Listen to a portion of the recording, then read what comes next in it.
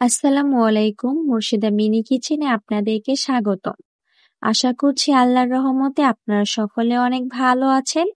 আজকে আমি আপনাদের শেয়ার করব গুঁড়া মাছের চচ্চড়ি রেসিপি। একদম ঘরোয়া স্টাইলে ঝটপট বাড়িতে থাকা কিছু উপকরণে তৈরি হয়ে যাবে এই গুঁড়া মাছের চচ্চড়ি। আশা করছি আমার আজকের রেসিপিটি আপনাদের কাছে ভালো লাগবে।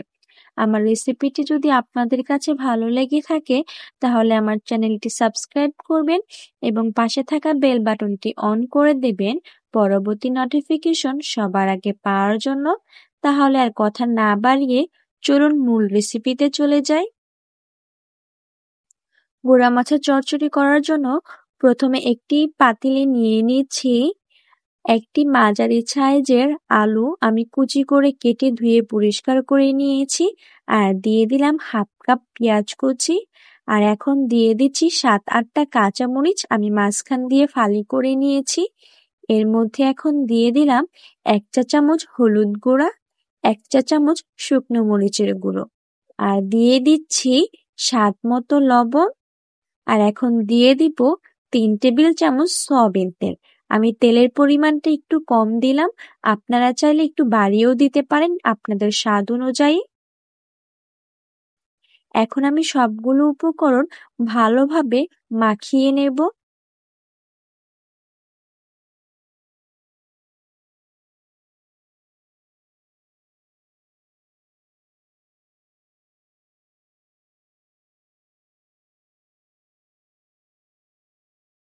মাখিয়ে নেওয়া হয়ে গেছে। এখন এর মধ্যে দিয়ে দিচ্ছি গুঁড়া মাছ। এখন আবার ভালোভাবে মাখিয়ে নেব। বেশি মাখতে যাব না, তাহলে কিন্তু মাছগুলো ভেঙে ভর্তা হয়ে যাবে, কারণ এই মাছগুলো তো এমনিতেই অনেকটা ছোট।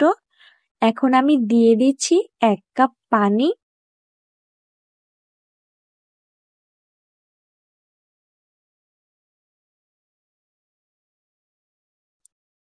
এখন ঢাকনা দিয়ে ঢেকে জাল করে নেব পানি টেনে যাওয়া পর্যন্ত।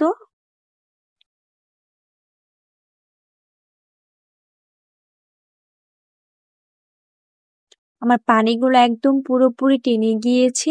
এখন এর মধ্যে দিয়ে দিলাম কিছু ধনেপাতা কুচি, আর উপর দিয়ে দিলাম ভাজা জিরার গুঁড়ো হাফ চা চামচ।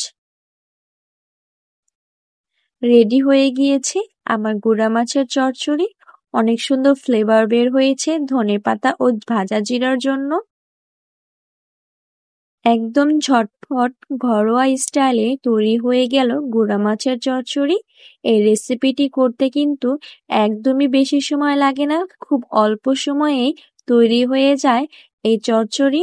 বাড়িতে থাকা কিছু উপকরণে রেডি হয়ে যাবে আপনার গুঁড়া মাছের চচ্চড়ি। মাছটি খেতেও কিন্তু অনেক স্বাদ। আশা করছি আমার আজকের রেসিপিটি আপনাদের কাছে ভালো লাগবে। আমার রেসিপিটি যদি আপনাদের কাছে ভালো লেগে থাকে তাহলে আমার চ্যানেলটি সাবস্ক্রাইব করবেন এবং পাশে থাকা বেল বাটনটি অন করে দেবেন পরবর্তী নোটিফিকেশন সবার আগে পাওয়ার জন্য। তাহলে আজকে এই পর্যন্তই। সবাই ভালো থাকবেন, সুস্থ থাকবেন। আল্লাহ হাফেজ।